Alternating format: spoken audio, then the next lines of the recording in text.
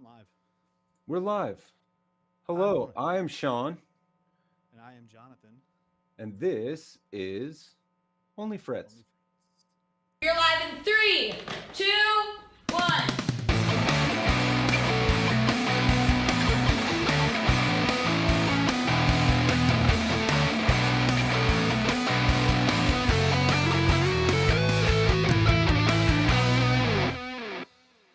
pretty good success with that intro last time.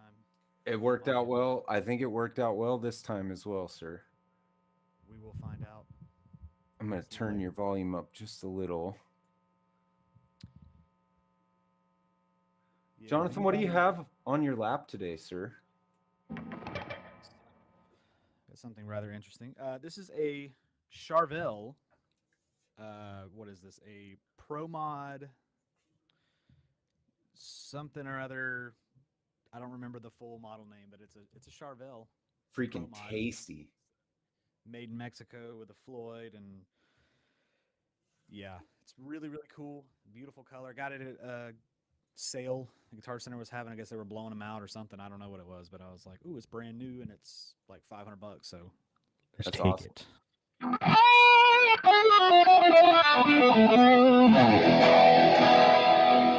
Little out of tune, but as is Yeah, such well, with we don't worry about such things here on Onlyfrets.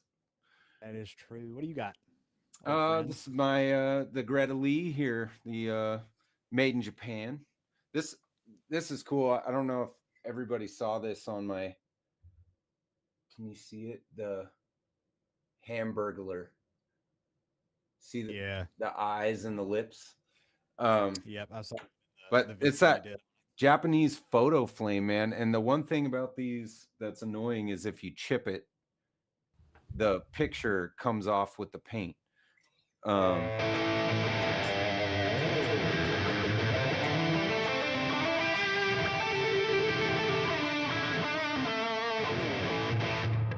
one thing that's not annoying is how it sounds and plays. It's a wonderful instrument. Right.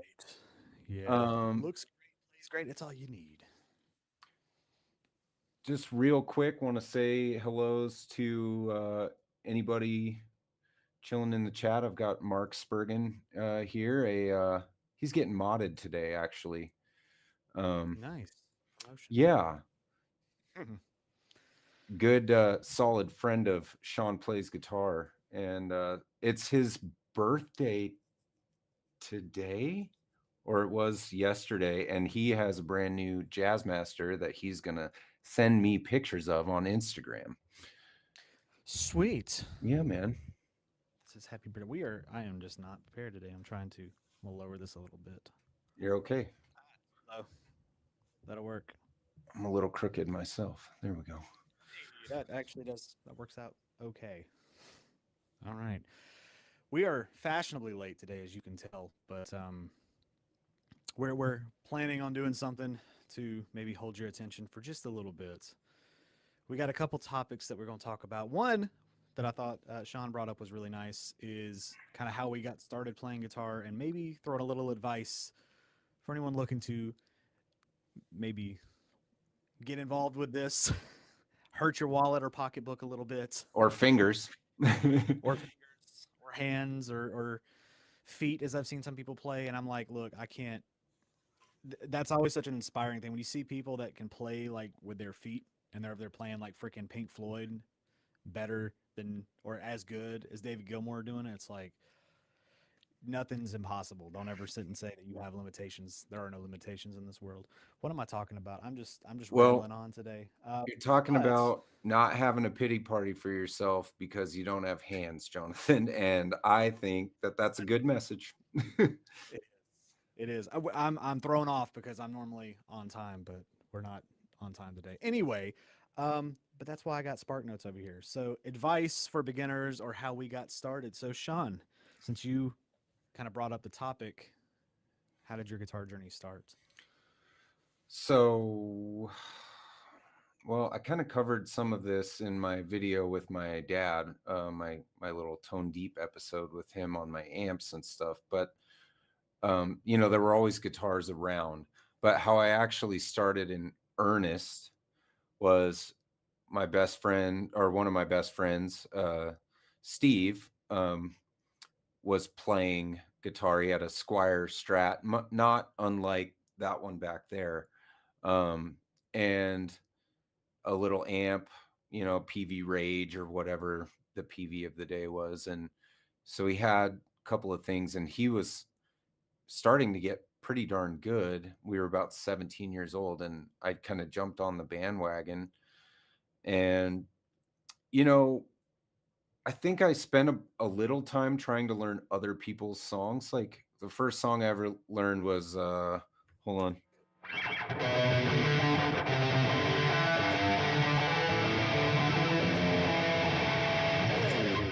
Blink 182. Damn it. People see That, started with Blink 182. So funny. yeah. I mean, it was, oh, speaking of which, here's Nerd Alert. I have Dude Ranch on cassette. It's Nice. it's lime green. It matches your guitar. Kids, a cassette was a little piece of plastic that we used to listen to music on. You put it in a cassette player, and if the tape inside got all wound out, it was you took a pencil and you. There's no kids watching this. It's like a There's probably really annoying limited space iPod. right. And when you got about halfway through it, you might have to take it out and flip it over and put it back in to get to the B side. um anyway, so I started learning other people's songs and stuff like that, but long story short, I couldn't do that. I wasn't good enough. I didn't have the attention span. I'm kind of ADD and all that stuff. So what I did instead, which actually I did have attention for, was I started to just write my own music. And it wasn't good. I don't know if it ever was good, although I did have guys in bands I was in that believed in my songwriting, so I think it was okay. But um, I just was putting chords together. I didn't know about the circle of fifths. I didn't know any theory. I couldn't run any scales. I was a huge annoyance to any lead guitar player that I played with because of this. And so I literally didn't learn anything, like everything I actually know about playing guitar, I learned from the age of like 33 or 34 on, when I found out about Guitar YouTube. So as good as I am now, imagine before I started YouTubing, I was playing four chords and the truth always. So it's all singer-songwriter stuff, you know, uh, regular rock and roll riffs, but I didn't learn anybody's music. Robert Baker did a Instagram challenge in like 2020, 2021. We we're all stuck inside. And he did an Instagram challenge where learn a Led Zeppelin riff.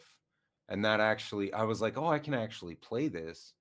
And so I would say I started playing guitar when I was like 17, but I didn't learn anything until I was like 35, which is backwards from the way most people do it. So I would actually really love to hear your story and see if my theory is true, because you're clearly a better player than I am.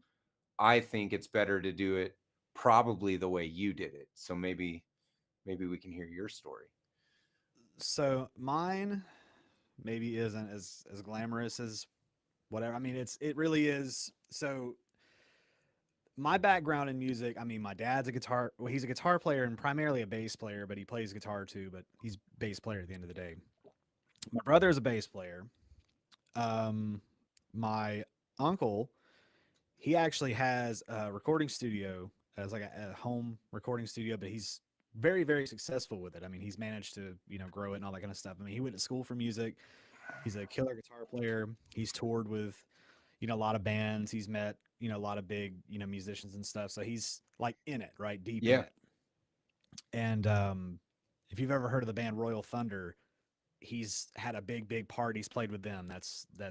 I think that's something that might be right up your alley. He's really cool. We're like friends with the. My sister really is friends with the bass player of that band and the singer and stuff. But I digress. Hi Mel, if you're watching.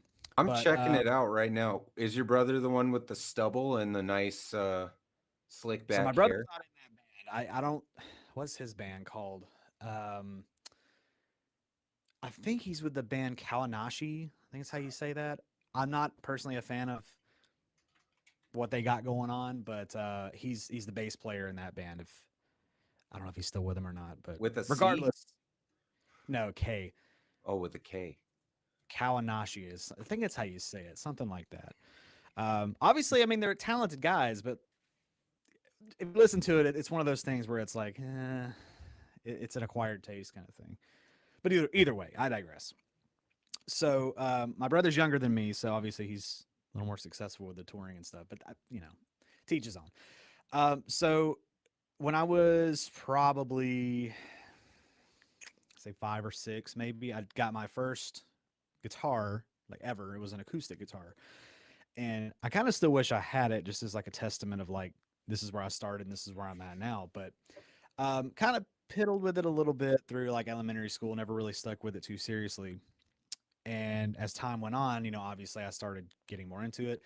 Right around middle school, I joined band and I played the trumpet.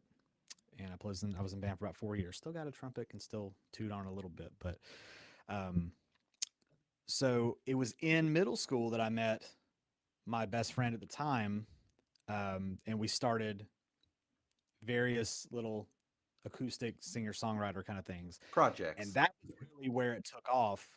Probably in about seventh grade, I would say, is when we really started doing that. When we recorded, I remember going to Guitar Center and picking up a Presonus audio box. That was our first like realm into recording. And he got, I think for his birthday, he got some MXL 990, 991 microphone. So we were like, oh, this is so cool. We got a mic for you to sing in, and I can mic up my guitar. And I had an acoustic, I had a really nice acoustic, electric acoustic with an Ibanez something or other. It was, I regret that I sold it, but either way.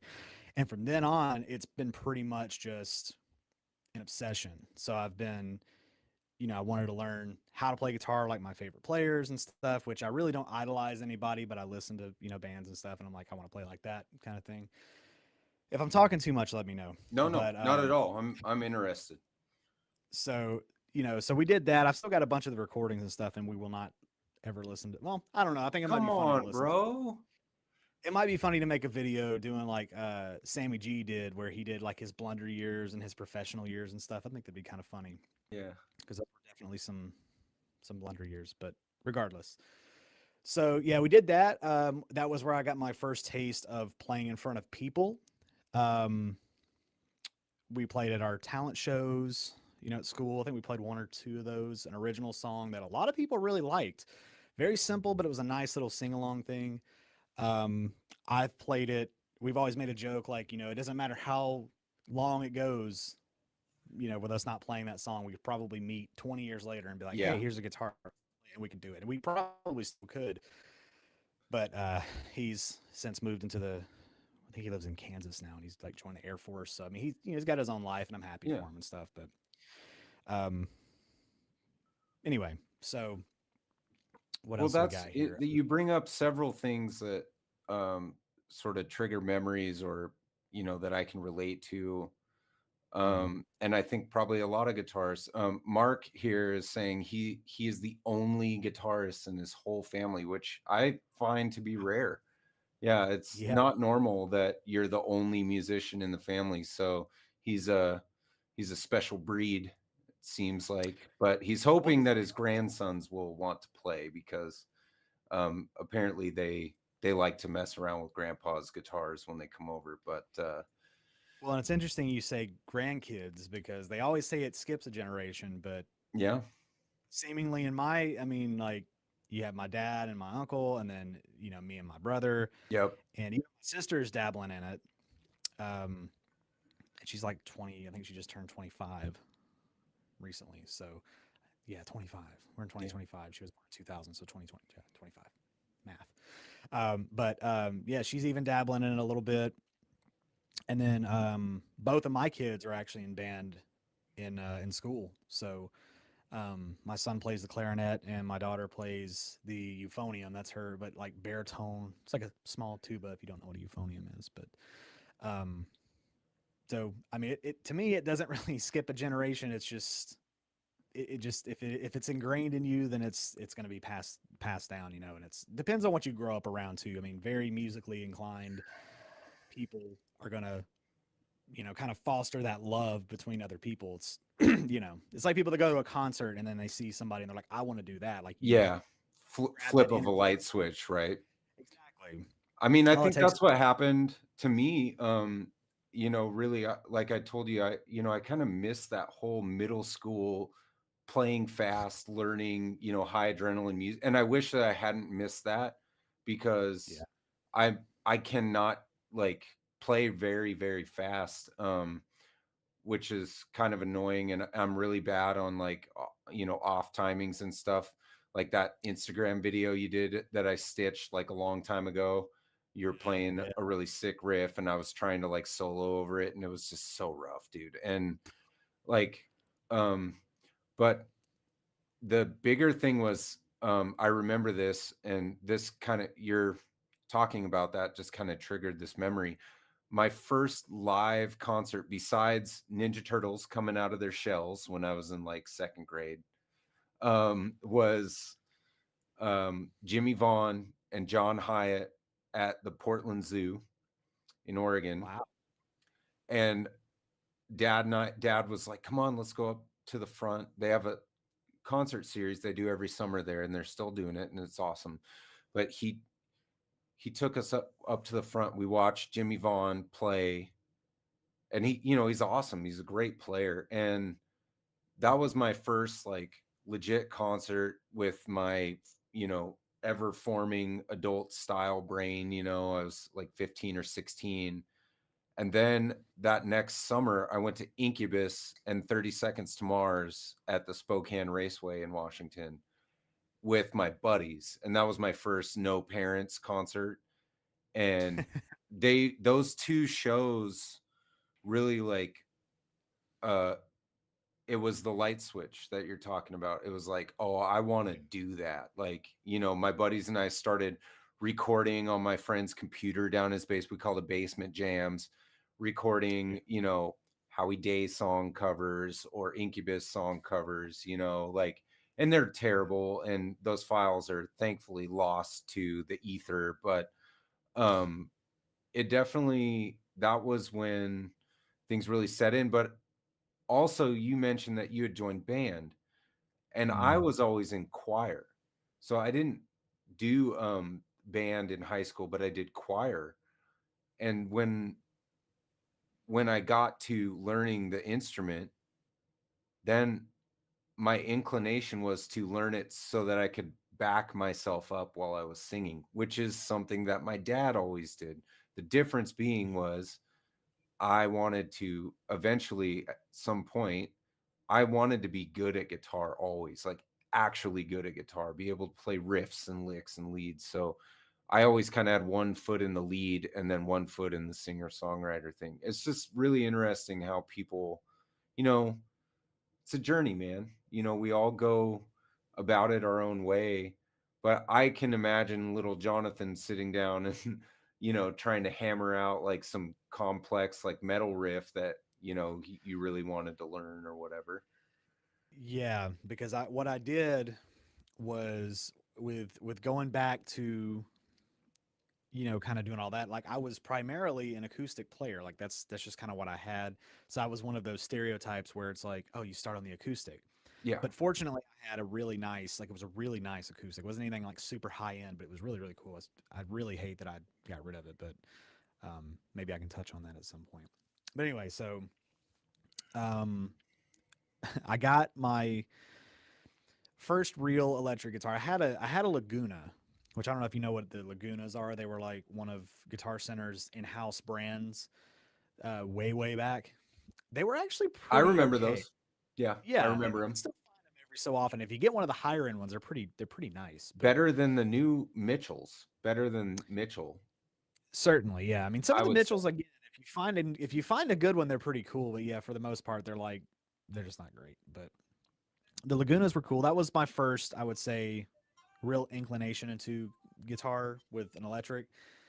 And then my first real or proper guitar was an Ibanez RG2EX1. And I've talked about that before.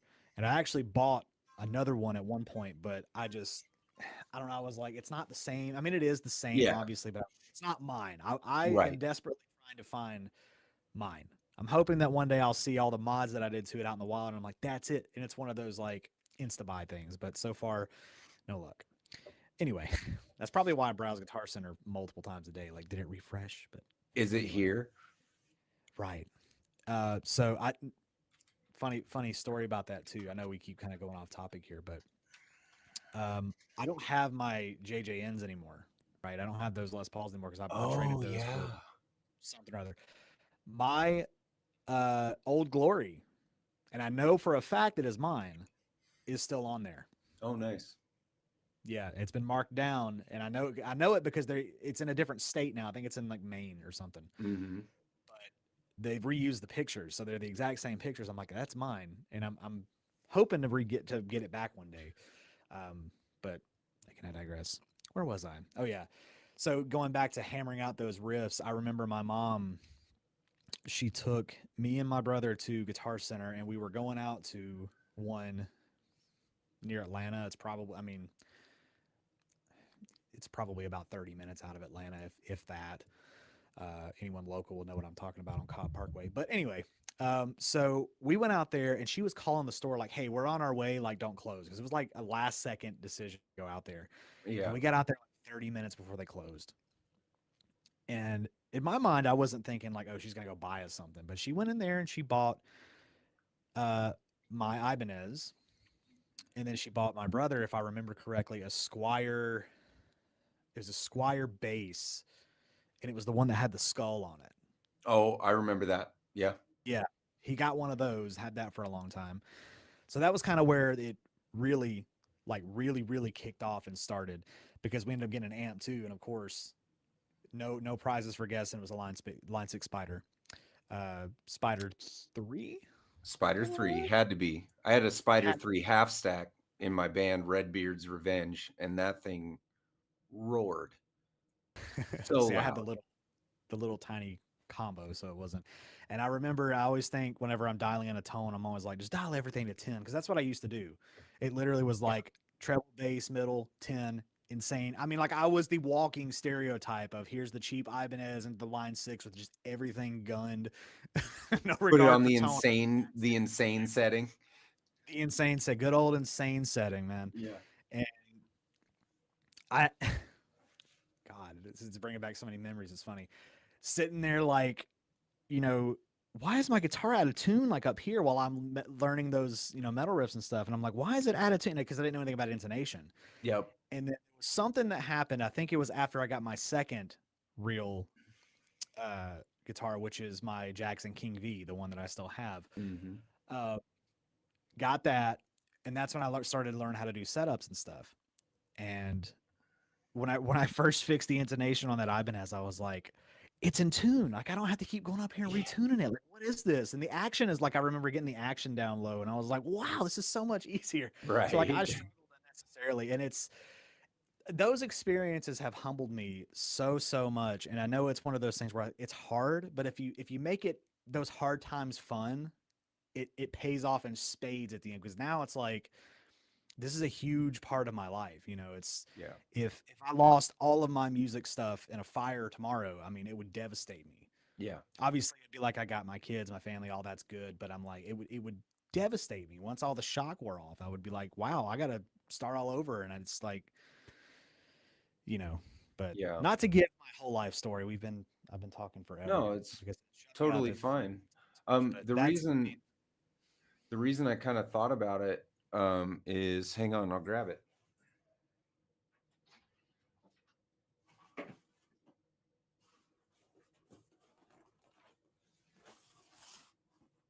My boy's yeah, birthday party coming up, and yep, he has, well, I've showed the little the VWE, mhm, and but then And then my dad got him a kid size like this, like telly, not a Squire one, but a different brand.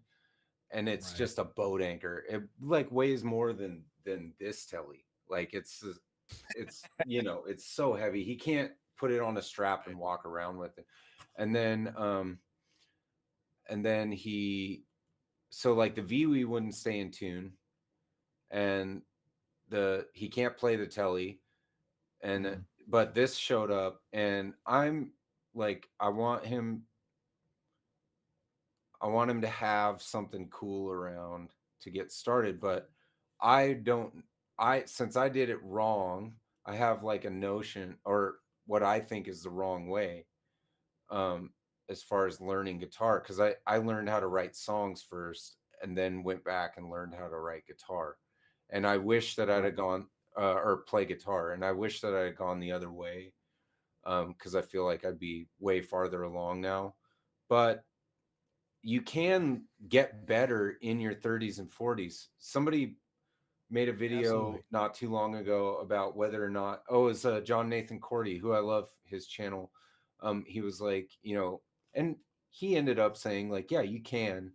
He says it's harder, and I do think it's harder, but now that I'm older and I can actually pay attention, I could sit down with a Robert Baker guitar lesson and spend time on that. And I get little things here, there, and I just keep grabbing little things and putting them in my pocket and trying to get better.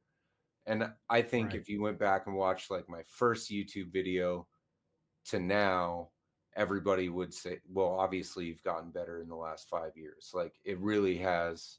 Um, yeah, right, Mark. It's harder, but I want him to have a good foundation to like get cracking on this and be excited about it. So my dad actually sent him a crate, or sorry, a Black Star what are they, the little club, HT club, Ooh. it's the lit, not the club. It's not a club because the club is Phew. the tube. It's Th- the one with the effects in it and stuff. It's like a little 8-inch speaker or something.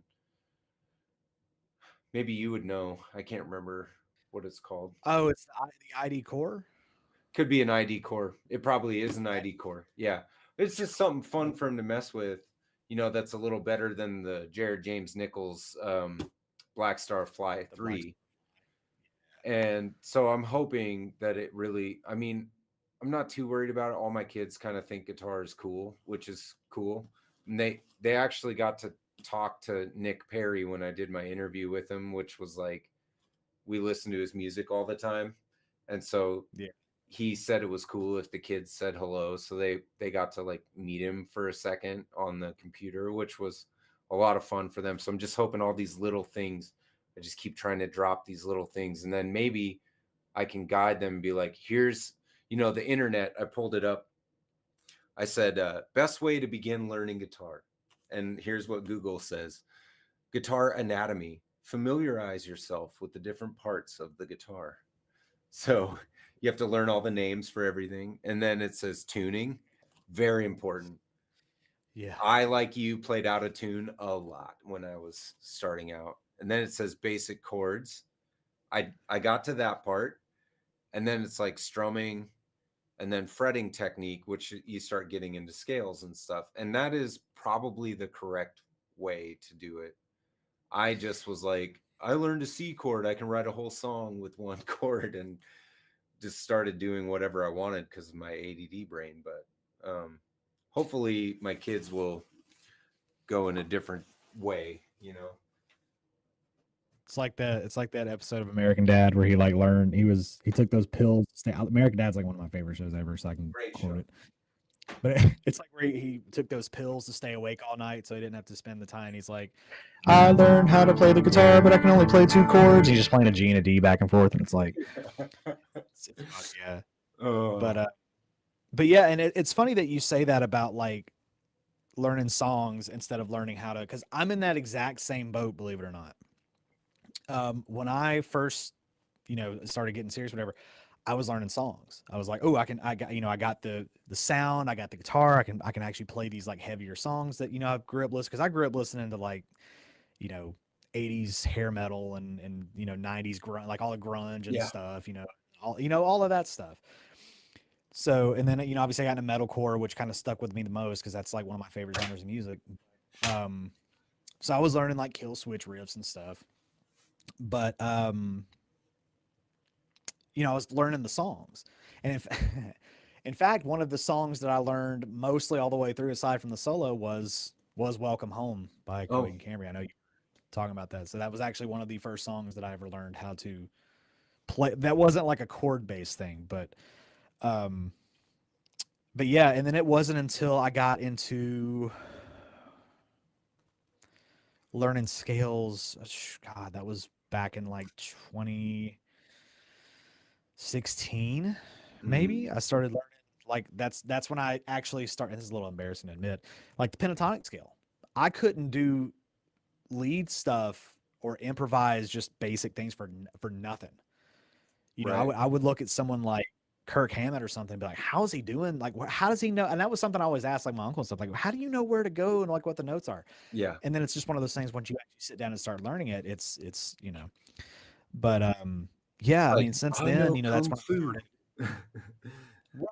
But it's like, you're working your way up to that. So you learn, I kind of did it backwards too. I was learning songs and I was like, you know what? I'm tired of just playing the same songs. And I started writing my own songs. I'm like, I want to solo to it, Yeah. but I want to learn how to tap and I want to learn how to be able to say, oh, we're in the key of A. So you go da da da da or whatever, it's so learned a pentatonic scale, went to modes, had a really good formula for modes too. Like it's something I use all the time, 3 note per scale kind of stuff. But I need to make a video on that too. But I digress. Yeah, and that's kind of where I've come to where I'm at now. It's only in the last not even 10 years that I actually started to learn how to do scales and tapping and doing all the technique. Yeah. But I think that this is the point I was going to make too before I actually said all that. It's like look at what they do in like the army or the Marines or something where they, you see them in like movies taking apart their guns and they're cleaning their guns and they're doing all that. It's like they're learning every little piece of it before they actually use it, kind of Yeah. thing. Yep. Same thing with a guitar. It's like this guitar is mine. What is it? There are many like it, but this one is mine, or whatever. Yeah. Yep. It's that kind of thing. Because then it's like, well, what if you want to get into? What if you have a hardtail something? You know how to do the hard. What if you want to get into something with a Floyd Rose? Right. It wasn't until recently, again, when I started taking it more seriously in the past couple of years, that I got into Floyd Rose stuff. And I think I've noted on the channel before that I don't like Floyd Roses. Now I've got what, one, two, three of them. I've looked at many other ones Floyd that have. rose colored pink room of doom, buddy. Yeah, absolutely. um But well, it's it's just interesting because you must have been in like your mid 20s probably when or mid to late 20s when you went through that sort of like renaissance, if you will. um yeah, it's about give or you, take. but I just feel like, well, shoot, that was like 10 years ago now, so you were like 20 or 21, right? um Yeah. I When I was 20, 21, and I was like writing me, I lived with guitar players. Okay. I lived with my friend Steve, who I mentioned earlier. I lived with my Mhm. buddy Adam. These were like very good guitar players. And they tried to teach me stuff. I remember one time I was like in my late 20s, we were having beers at a bar somewhere, and I was like, why didn't you guys ever, or no, it was when I first actually started. So when I was like 35, I was like, why didn't you guys ever like teach me anything? And my buddy Steve looked at me dead ass and was like, bro, we tried to teach you stuff. You just couldn't pay attention. Like you literally would just like, oh, like this. And then I would teach you something and then you would play something entirely different. And I was like, what are you watching? Like, what are you looking at? I think I was just a really bad student for a really long time. And it just like really, I couldn't sit down and be bothered to learn. I'm hoping that my children don't have that like inclination. Like, you know, my oldest does seem to be a little bit of a fart in a skillet, if you will, but he also really is like wants to do it, I think. So it's um it's just kind of one of those things where it's like it's not like I feel like it's too late for me. I just feel like I can really give them a leg up that I never had. My dad played, but we didn't live together. So I only Mm. saw him 1 week in a month for ever. And so he didn't get to have that daily influence. There weren't guitars around the house all the time, you know. Um, but I'm hoping to like break that cycle. It's like raise like three awesome musicians, and hopefully they can go out in the world and do a little better than I did with it. But that Right. was kind of the impetus of me bringing that up, because I'm just really interested in this because I have kids and I'm trying to like find the right way.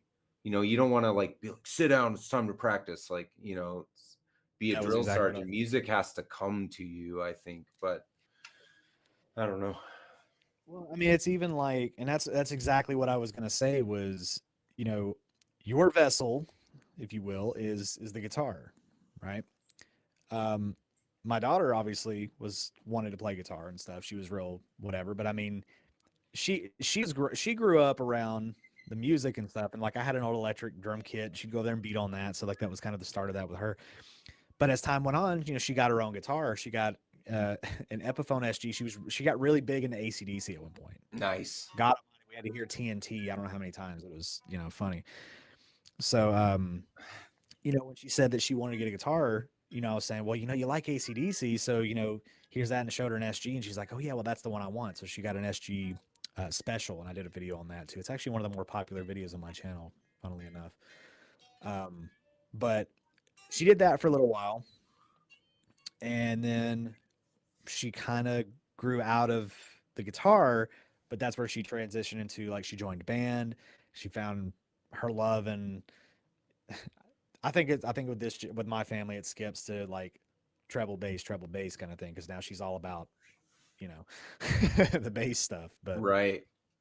you know, so but yeah, it's a great way to introduce your kids to the idea of music and then give them something to start with, like, you know, how you're doing, say, you know, here are these guitars, but there are other options. You know, if you say, oh, you know, yeah, I learned the basic stuff on the guitar, but I really like the flute. Awesome. Let's Right. get you a flute. You Yeah. know, like, and it's one of those things, if you can support it, absolutely support it, because music is, I don't want to sound cheesy or whatever, but it's really inspiring, empowering, all that other kind of stuff for kids to be able to say, like, I can do this, Yeah. you know. So it's a great outlet a lot of times. Like there's times where, you know, if I'm, you know, feeling down or whatever, you can come down here and just kind of play some sad chords and get it all out and be like, okay, I'm good.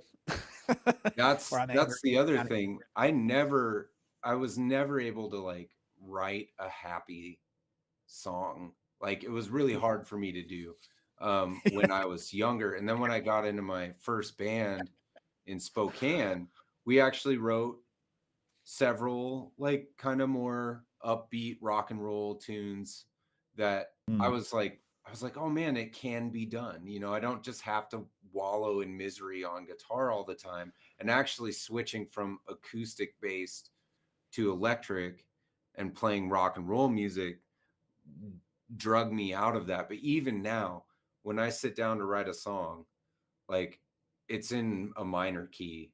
Like even a happy song can be in a minor key for me. I have to like find a way to start sad and turn it into something hopeful. Like I'm so bad at Right. writing happy songs, dude. Well, see, like it's, I mean, that even goes with like tunings, you know, like all of my guitars are in drop tunings, just about. Uh, Yeah. Drop D. I got a bunch of drop C stuff, obviously, because I like, you know, metalcore and stuff. And all of that's like I'm not like the heavier the better per se, but it's like, you know, I like heavier stuff. Yeah. But something like this is in standard tuning, mainly because I don't want to mess around with the Floyd and it's just in standard tuning. But working on the video for this, because I've yet to do a video on this, so sneak peek to everybody. Nice. It's, and I've actually had this for a while. I wrote a demo for it the other day, and it's in standard, and it's heavy as hell. I love it. And it was one of those things where it's like, you think of standard tuning as like, oh, happy, whatever, But yeah, I wrote it and I was like, yeah, this is what I needed to do was Right. just play around with it.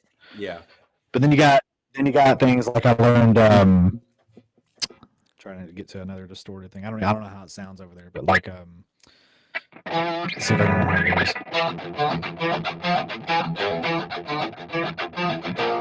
Painkiller, Judas Yeah. Priest. Like I was like, that's something that's in standard tuning that sounds just so thick and muddy and dirty, and I love it. So yeah, the tuning thing can help with writing in different feels, if you will. Yeah. But That's something I've heard a lot is you should try going to different I don't ever keep a guitar not in standard for whatever reason, but if I'm going to play some Hendrix or whatever, drop it down a half step, do yep. that. I've done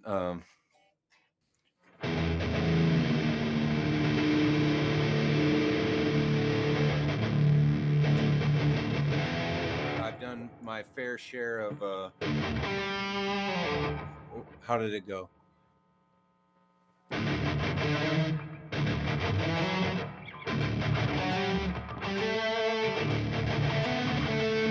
I can't remember my own song now. Anyway, yeah, I have like a bunch of stuff that I wrote with my rock band, and then with my, what would you call it, a dirty garage metal band. So I had two. There was Return to Nothing, and that was like a rock and roll band. So Yeah. all basically we had one song in drop D, and then everything else was just in standard tuning. And then the next band or project that I did was called Redbeard's Revenge, and we did everything was in drop D basically. And it was just like I'm I put the I was like, I want to play fast, I want to play heavy, and Yeah. and it was Certain. not great music, but it was a lot of fun to play. And Mhm. and so I just am very vanilla when it comes to my tunings, and I probably could benefit from you know playing around in that space a little bit more. Sorry in advance if you can hear my dogs barking. I guess someone breathed wrong outside, so they're like, "Someone's here." No one's Well, here. yeah, But they anyway, shouldn't have done that though. I mean, they in shouldn't the have. the defense of the dogs, Yeah, they shouldn't have been. You know, anywhere near 20. it. Yeah, they shouldn't have been anywhere near here. Yeah.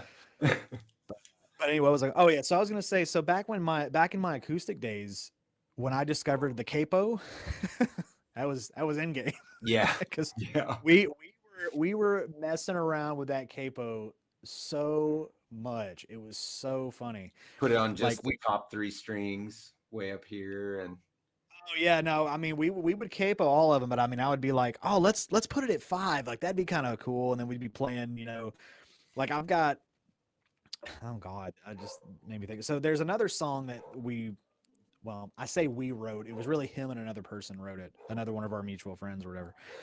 They wrote it, and then it kind of turned into me and him performing it as we kind of went through our journey with that. But that song was kind of like a hit because I performed that by myself, and it's just like a really repetitive like G C add 9 that like Wonderwall chord kind of song. mm-hmm. Mm-hmm. It I mean it kills like at open mics and stuff. If I've ever done it by myself, everybody's like, that's a really cool song. And it's so repetitive, but it's like a sing-along kind of thing. So like the problem was, we were kids and we weren't like super musically inclined or whatever, but we wrote some really catchy thing. The performances were okay, is what it was. But like the formula was there, and I've still got like the lyrics and all that kind of stuff, and I still remember how to play most of them. And I've always toyed with the idea of re-recording it kind of as I can envision it now with the full kit and caboodle like I've been drums and down that road a bunch, brother. yeah. That's And it's that's like something that comes up when you get better.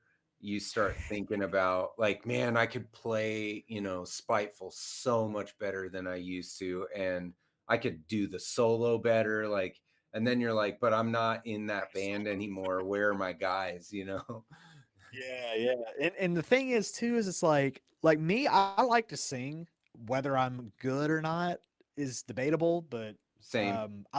I've toyed with the idea of like I can hold a tune. I've toyed with the idea of adding vocals to like some of my demos just to test the waters a little bit and see Yeah. if people. But it's recording vocals to me is one of those things where it's like, ugh, I can't.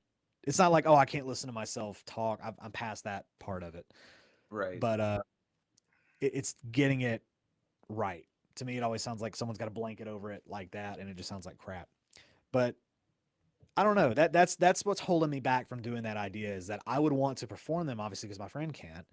I'm sure he could, but he probably has no interest in it. I've not reached out to him about it, to be fair. But anyway, um, that's probably the one thing holding me back from doing that because like I enjoy the process of writing songs. People always talk about riff salad, and that's something that in my mind I'm like, I know I can write good stuff. Yeah. Best whatever. I'm a half decent lyricist at that.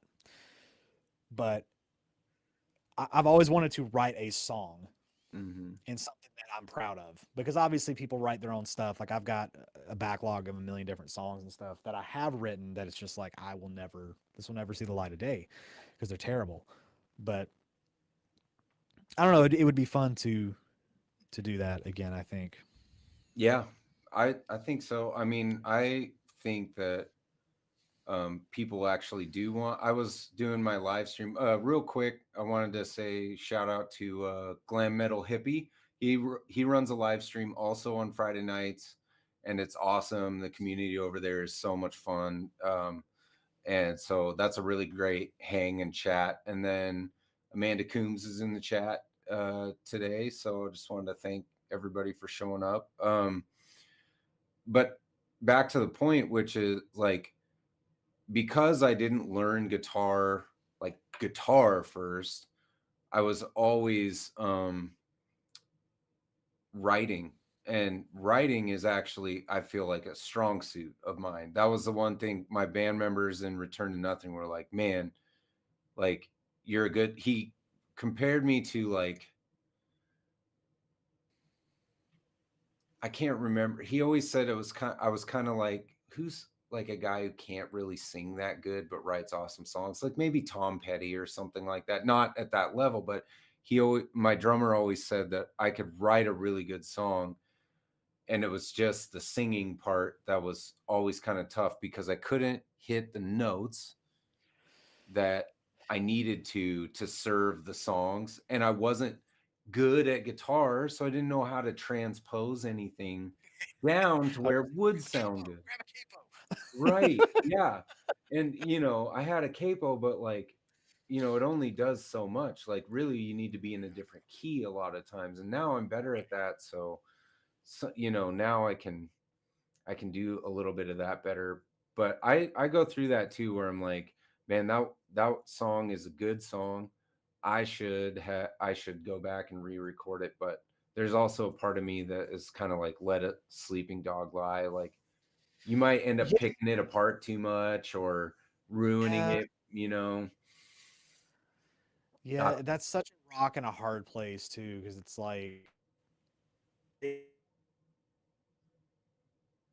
or not like again in my example, the recordings are terrible. The pieces are there. Like it's if it was recorded professionally or like just better in general, it would be a listenable song. I think, mhm. not being biased, but I do think personally that it is. They're pretty decent. But it's like, do you really want to strip away kind of like the?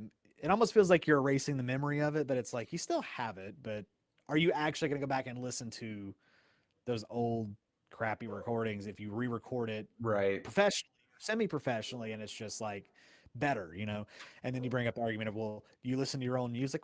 Hell yeah, I listen to my own music. Why wouldn't Yeah. Yeah. I rock my own stuff all the time, brother. I mean, the bigger message is that, it's a journey, your time with guitar and songwriting, and we all have our own.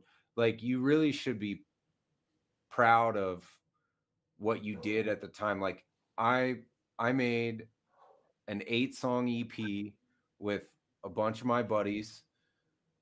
Um, and we went up to a friend's house in Colville, Washington, or is that in Idaho? I think it's Washington. Colville, Washington. He had a basement studio. It was pretty nice, actually. We recorded 8 songs in 2 days. We were like, didn't have a lot of money to spend on it, and those songs got played on a couple of local spotlights in Spokane. Like, we Say, did the whole circuit. I played like every bar in Spokane at least once. And were was I that good? Like, I listen to the recordings singing now. It's like I can sing now better than I used to, because I used to smoke like a pack and a half of cigarettes a day when I was in my 20s. But now my voice is actually better. It's like, yeah, I could redo it. But also, I'm super proud of what we did with what we had. And so that part's also fun. Shout out to Glam Metal Beauty and Stealth Guitar for dropping in. Thanks, guys. But yeah, I mean, I think the journey is something you should be proud of. Your yeah, songs that you recorded already, you should be proud of them, and they should be a building block for what's to come. I think it would be awesome for the Electric Flamingo channel for you to incorporate some singing and songwriting into your videos. I mean, personally, as a fan and a subscriber. right. Yeah, I mean, it's an idea I've floated. Um, Probably wouldn't be for a while, just because, like I said, I've got a huge backlog of stuff to get through. But with things that I still have pending, I mean, who knows? Maybe one day you'll tune into it and hear my fantastic voice if you're not already too tired of it. But them's the jokes, people. But yeah, no, it's you know, I did have another. I know we're kind of running short on time, but I guess maybe give me like your 60-second hot take on this. Do you think that music is still a viable career? Maybe this is like a lead in to the next episode. Ooh, that's a Viable career. good question.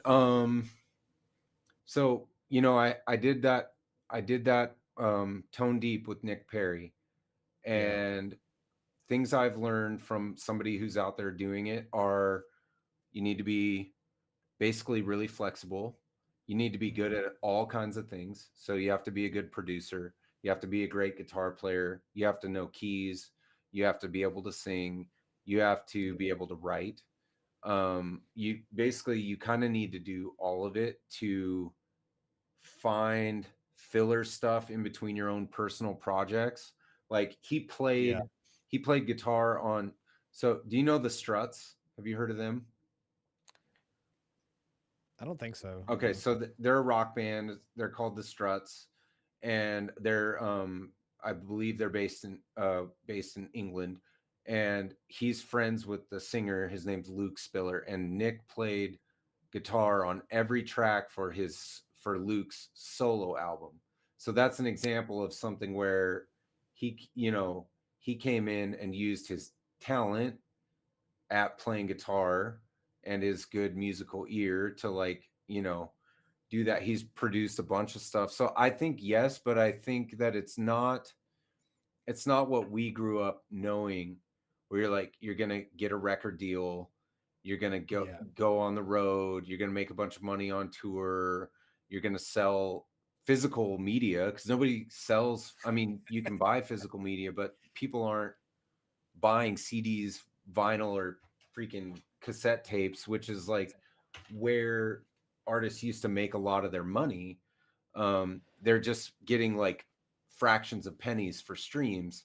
So yeah, yes, it is. It's just very, very different now, and you kind of have to be a Renaissance person in order mm, to. And in some ways, it's actually easier, because let's say you're doing all of those things, and then you're also a videographer, and you're filming yourself doing it, and you're putting it on YouTube, and you have 15,000 subs.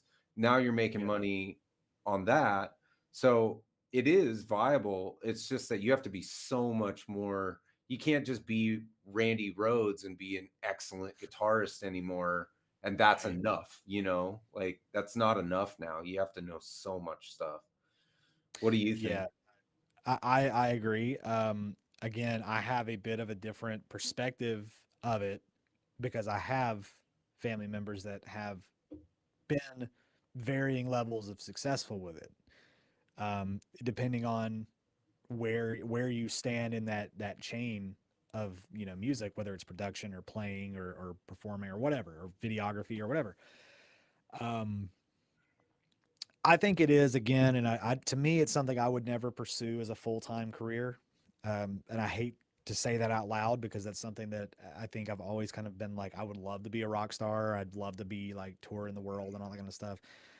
But yeah, it's definitely a place where if you're a jack of all trades, like that's one of those places where being a jack of all trades is probably the best option because like you said, if you can sing, you can write, you can perform, you can record yourself, you can produce, it's like, yeah, you can be an absolutely killer player, but if you can't do anything else, It's it's gonna like be people, tough. It's gonna what be, what about yeah, Tim Henson? Why can't he just does da da da da da da? It's like, well, he writes in a different way, but he's kind of crafted his own online presence. So he's doing the online thing and garnering that attention along with being with his band and stuff. So right. it's like, it's a fine balance because again, it is a much different playing field than it was back in like the 80s, 90s, even into the early 2000s and stuff. It's a much different arena to be in. Yeah. So, Well, like, and that's something again, we can talk about more in depth on maybe the next episode of. yeah. I mean, I just think like there are bands that have stratified into the YouTube and Instagram world because you kind of have to now. So I think that's where it's at. But yeah, brother, Yeah, maybe we can expand upon that next time. That would be a good topic to continue with. But um absolutely. quick thanks to the people watching here: Glam Metal Hippie, Amanda Coombs, Mark Spurgeon, Stealth Guitar. Thank you guys for showing up, showing love. I know there was a 60 cycle hum live stream at the same time, or a premiere or whatever, but it's nice to Taking see us. you all in here for sure. This is only fret time. We can't be doing Yeah, JHS, 60 cycle hum, right. and all them. It's Shame on only them. threats. That's what it is. Only key word. Well, brother, real quick, you sent me something today, and I'm going to try and make a video with it this weekend. The Dude Alert pedal. So we're gonna see what kind of juicy tone I can squeeze out of that bad boy. I'm looking forward to it. Just left in it, my man. It makes me. I mean, I've seriously considered buying one. Like I thought Yeah, about telling my dude Carl, no shred zone, y'all check him out. Uh, like, look, I'm sorry, I'm not gonna do it. I'm not gonna I'm send not anybody. sending it back. You know where it's at if you want to come get it. Like, That's it right. really is. There's my wife calling me. Perfect timing. Nice. I'll call her back in a second. I gotta move. Oh, But anyway, I know, right? Y'all might not see me on the next podcast. that's tough. That's tough, bro. but but yeah, thank you everybody for joining us mainly on Sean's stream. It looks like I got 13 views on mine, 0 Nice. comments, nothing out of the ordinary for me on my channel. Well, at least we didn't get any negatives. That's good. Yeah. We could have been kicked off for some reason. I was trying to avoid playing too many like when I was actually playing anything to be copywritten because I'm dealing with that right now. Me too, brother. I got like 2 or 3 videos that got hit with it. I'm not making money anyway, but it was annoying because I have permission on the Nick Perry Tone Deep Yeah, episode to use his stuff, and they still copyrighted me anyway. copyright's another gripe session. We should too, talk so. about that. You probably have a lot to say on that, and I'm a novice, so it'd be cool to know. And actually, Glam Metal Hippie uses actual songs, plays actual songs on his live stream. I kind of wonder difference between live streaming or published videos, or who knows. Who knows? I just didn't want to be talking and then be like, look over and be like, oh, my stream's gone, like, Right. kind of thing. But it is what it is. But anyway, it's getting to be about that time, folks. Again, thank you for joining us. I greatly appreciate it. I'm sure Sean appreciates it too. I sure Make do. sure you tune in next Wednesday, 11 a.m. Pacific, 2 p.m. Eastern. I'll get that one day where You nailed it. at the time. Yeah, thanks. I Yeah. practice and every day. But yeah, thank you guys. We tried to play guitar a little bit more, and we did. We'll get there where the entire hour is just us playing crappy licks. Just noodling. Yeah. Yeah. Oh, that was an A, man. You need to. Yeah, no. Anyway, all right. Well, we will see you guys next Wednesday on. Have a great rest of your week. Yep. Yeah. I'm gonna stop it over here.